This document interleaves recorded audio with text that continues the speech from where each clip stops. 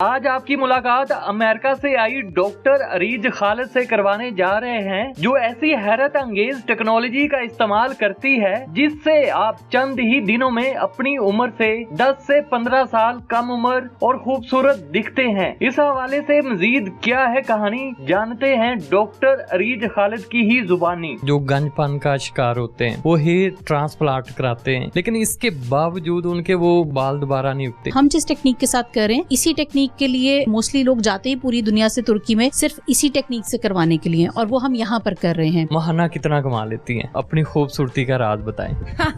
फिलहाल सबसे पहले तो आप बताएं कि आप क्या क्या सर्विसेज प्रोवाइड कर रही हैं। हम शकील यहाँ पर डिफरेंट जो जिस तरह फेशियल्स हैं जो आजकल बहुत ज़्यादा हाइप पर हैं, उस पर जो सिर्फ हमारे पास मौजूद है उनमें कोरियन ग्लास स्किन फेशियल है, हाइड्रा फेशियल है, रेड कार्पेट फेशियल है, कार्बन फेशियल है, फोटो फेशियल है, हेयर रिमूवल लेज़र हैं, पिगमेंटेशन का ट्रीटमेंट है जिसमें PRPs हैं प्लस मीज़ोज़ हैं। इसके अलावा हेयर के जो हेयर फॉल से रिलेटेड जितने प्रोसीजर्स हैं वो हम कर रहे हैं, जिसमें PRP भी है, फिर उसके बाद थ्रेड्स। PRP का लफ्ज़ मैंने कई मरतबा सुना है, ये होता क्या है? That is actually platelet rich plasma, जिसका मतलब ये है कि एक आम जुबान में अगर मैं इसको समझाऊँ, आपका अपना ही ब्लड लिया जाता है और हर हेल्दी नज़र आने वाले बंदे के प्लाज्मा में बहुत जान होती है, क्योंकि ये अल्लाह ताला की तरफ से आप कह लें कि आपकी बॉडी का फर्स्ट लाइन ऑफ डिफेंस है कि आपको कहीं पर भी चोट लगती है, कहीं पर भी रीजनरेशन की ज़रूरत पड़ती है, तो ये कुदरती तौर पे प्लाज्मा ही बॉडी के अंदर आता है काम करने के लिए।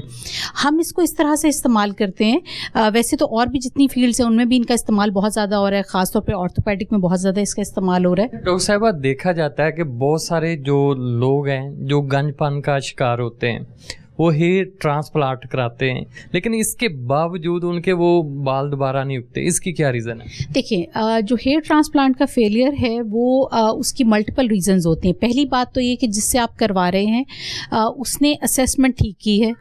जब हम किसी भी पेशेंट को कहते हैं कि जी आपने ट्रांसप्लांट के लिए, हम कह रहे हैं कि जो हमारे पास आया, तो हम उसकी कुछ लैब्स करवाते हैं। उस सूरत में ये होता है कि जब अगर आप ट्रांसप्लांट कर रहे हैं, आपकी सही जजमेंट नहीं हुई, असेसमेंट ठीक नहीं हुई, आपके डोनर एरिया की सिलेक्शन ठीक से नहीं हुई, क्योंकि डोनर एरिया की सिलेक्शन बहुत इंपॉर्टेंट है।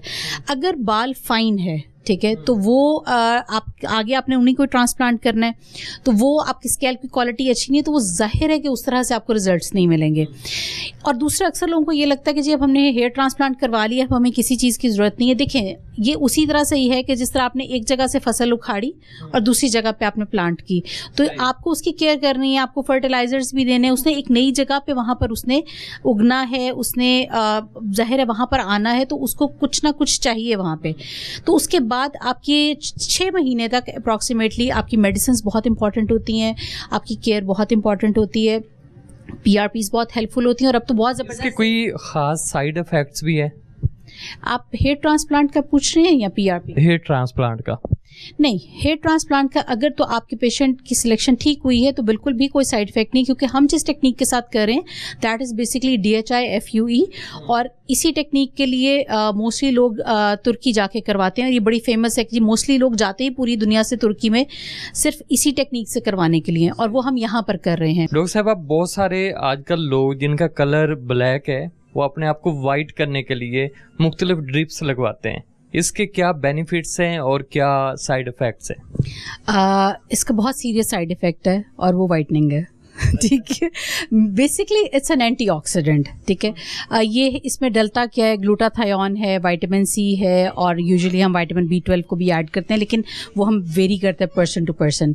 और glutathione is basically N antioxidant. ये आपकी बॉडी की रिपेयर में काम करता है। ये नेचुरली भी आपकी बॉडी में मौजूद होता है, लेकिन हम आर्टिफिशियली जब इसको देते हैं तो जब ये हाई अमाउंट में जाता है तो फिर ये एक साइड इफेक्ट क्रिएट करता है, जिसको हम एज ए बेनिफिट यूज़ करते हैं, और वो वाइटनिंग है।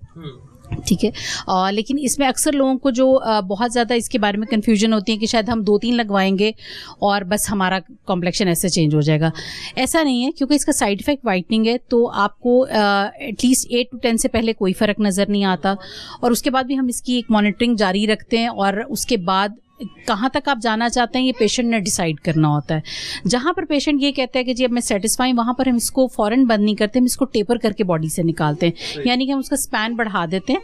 तो एंड पे भी 5 to 6 रिक्वायर्ड होती हैं। और अगर आप टेपर करके लगा रहे हैं, आप बॉडी से निकाल रहे हैं और उसके बाद आप सनब्लॉक का इस्तेमाल कर रहे हैं, तो यूजुअली इसके रिजल्ट्स परमानेंट होते हैं। डॉक्टर साहिबा, ये जो अभी आप एक्टिविटी कर रही हैं इसके क्या बेनिफिट हैं और ये एक्टिविटी कौन सी है और इसके साइड इफ़ेक्ट्स क्या है? ये बेसिकली हेयर रिमूवल लेज़र है और इसमें अब तो बहुत लेटेस्ट टेक्नोलॉजीज आ चुकी हैं। और इसमें एक बेनिफिट ये भी है कि ये स्किन को लाइट भी करता है, साथ आपके हेयर रिमूवल के साथ साथ ये स्किन की जो कॉम्प्लेक्शन है उसको भी लाइट करता है। क्योंकि अक्सर लोगों के आपने देखा होगा कि जब वो रिमूव करते हैं, बहुत रिपीटेडली रिमूव करने के बाद वहाँ से स्किन डार्क हो रही होती है, तो ये ऑटोमेटिकली वो जो स्किन डार्क हुई हुई है उसको भी ठीक करता है। अस्सलाम वालेकुम। वालेकुम सलाम। क्या नाम है आपका? फ़ज़ा। सबसे पहले तो अपनी खूबसूरती का राज बताएं। आई डोंट नो, लेकिन may be it's like care करना, फैमिली जीन्स हो गया, और सेकेंडली ये नेचुरल ब्यूटी है। हाँ। अच्छा, आपको कितना अरसा हो गया है यहाँ से सर्विसेज लेते हुए और आपको इसका क्या रिजल्ट मिला है? मेरे ना असल में एक स्कार था जो बहुत डीप था, मतलब आई वाज मरसा पॉजिटिव, जिसकी वजह से मेरा स्कार फट गया था। और जितने भी डॉक्टर्स थे ना वो कहते थे कि ये ठीक नहीं होगा कभी भी। तो doctor Areej was the last hope. मुझे बहुत पहले डाउट था कि मैं आऊँ या नहीं आऊँ, लेकिन फिर मैं आई और इट्स लाइक वही था डाउटफुल कि आप आओ और सही हो या नहीं हो। लेकिन अल्लाह का शुक्र है वो मतलब मेरा 70% वो काफ़ी फेड अवे हो गया, मतलब it's like 70% cure because of doctor Areej. अच्छा, आप डॉक्टर अरीज की पब्लिसिटी तो नहीं ना कर रही? नहीं, बिल्कुल भी नहीं। इट्स लाइक ये रिव्यू बिल्कुल वो है जो मैंने खुद सबको मैं बताती होती हूँ कि इट्स अ क्लिनिक जहाँ पे आप कर सकते हो, ट्रस्टवर्दी डॉक्टर। अस्सलाम वालेकुम। वालेकुम अस्सलाम। क्या नाम है आपका? ज़ारा। मैम, यहाँ पे कितना अरसा हो गया आपको सर्विसेज लेते हुए और इसका क्या रिजल्ट मिला? फ्यू मंथ्स हो गए एंड रिज़ल्ट तो अच्छा है। मैंने एक्चुअली अपनी फेस के लिए कराई थी माइक्रो नीडलिंग विद PRP और मेरी स्किन काफ़ी ग्लो आया है और इवन टोन हो गया है। एंड जो डॉक्टर हैं वो बहुत फ्रेंडली हैं और नाइस एंड। अब डॉक्टर अरीज की पब्लिसिटी तो नहीं ना कर रही? नहीं, एक्चुअली मैं इसलिए आई हूँ क्योंकि वो अंडरस्टैंड करती हैं, जो भी आपका मसला है वो देखती हैं। एंड इट्स नॉट लाइक वो जैसे होता है ना कोई डॉक्टर्स हैं बस पैसे बनाने के लिए सारी ट्रीटमेंट्स आपको कहते हैं ये सब कुछ करा लो, ऐसी नहीं है। जो आपको चाहिए वो कहती हैं ये करना है, अगर नहीं आपको ज़रूरत फिर कहती हैं नहीं करना। अच्छा डॉक्टर साहब, अब ये प्लास्टिक सर्जरी के हवाले से लोग जानना चाहते हैं ये क्या होती है, क्या आप इसकी सर्विस प्रोवाइड करती हैं? देखिए, हम प्लास्टिक सर्जरी की हम सर्विस प्रोवाइड नहीं करते, ठीक है, ये हमारी स्पेशलिटी नहीं होती है। हमारी स्पेशलिटी को आपको समझने की ज़रूरत ये है कि वो काम जो प्लास्टिक सर्जन सर्जरी से करता है हम उसको बग़ैर सर्जरी के करते हैं। यानी कि एंटी एजिंग के प्रोसीजर्स, हमने अब एक पेशेंट हमारे पास आया कि जी मैंने यंग लगना है, ठीक है, मुझे रिंकल्स दूर करने, तो हम उसमें वो ऑप्शंस लेंगे जो सर्जरी के बगैर है, जिसमें बोटॉक्स आ जाते हैं, फिलर्स आ जाते हैं, थ्रेड्स आ जाते हैं। थ्रेड्स के बहुत ज़बरदस्त, अभी बिल्कुल लेटेस्टली मैंने पाकिस्तान में इंट्रोड्यूस करवाया दैट आर लिक्विड थ्रेड्स। क्योंकि अक्सर लोगों को थ्रेड से डर लग रहा होता है कि जी वो देखते हैं, क्योंकि हर बंदा तो यूट्यूब खोल के बैठ जाता है, तो जी इतनी लंबे लंबे कैनुलास जा रहे हैं तो ये तो बड़ा खौफनाक लगता है और इस तरह। तो बिल्कुल लेटेस्ट टेक्निक आई है and that is liquid threads, और उससे बड़ी अच्छी लिफ्ट होती है, तो उसमें आपको वो कैनुलास के थ्रू नहीं डालना पड़ता। तो हम वो सारी ऑप्शंस जो आप ये कह लें कि सर्जरी के बगैर हम अवेल करते हैं, वो कंसल्टेंट फेशियल एस्थेटिक और कॉस्मेटोलॉजिस्ट ही करता है। डॉक्टर साहबा, फॉर एग्जांपल एक बंदा 50 साल का है, वो चाहता है कि मैं यंग लगूं, नौजवान लगूं, अगर वो आपसे सर्विसेज लेता है, मुख्तलिफ आपकी खिदमात हासिल करता है, तो वो उसकी एज, वो कितनी उम्र कम नज़र आ सकता है? हम टारगेट करते हैं अप्रॉक्सीमेटली 10 ईयर्स, ठीक है, 10 to 12 ईयर्स तक तो एटलीस्ट हम टारगेट कर लेते हैं। और इन सम केसेस अगर फ़र्ज़ करें कि हमारे पास अगर आप अर्ली में आ रहे हैं बिफोर 50, तो हम इससे ऊपर भी जा पाते हैं। तो इसमें कितना खर्चा होता है? देखिए, ये वही बात है कि जितना गुड़ आप डालेंगे उतना मीठा होगा। अप्रॉक्सीमेटली आप 4 to 5 लाख राउंड अबाउट। लेकिन अगर फ़र्ज़ करें आप जितना अर्ली आ जाते हैं तो उतने ही आपके कम पैसे लगते हैं। और मैं हमेशा से पेशेंट्स को यही सजेस्ट करती हूँ कि आप थोड़ा स्लोली चलें। देखिए जिस तरह आप 4 से 5 लाख भी है तो शायद वो आपके कलेक्टिवली कहीं जाके कोई साल के ड्यूरेशन में होगा।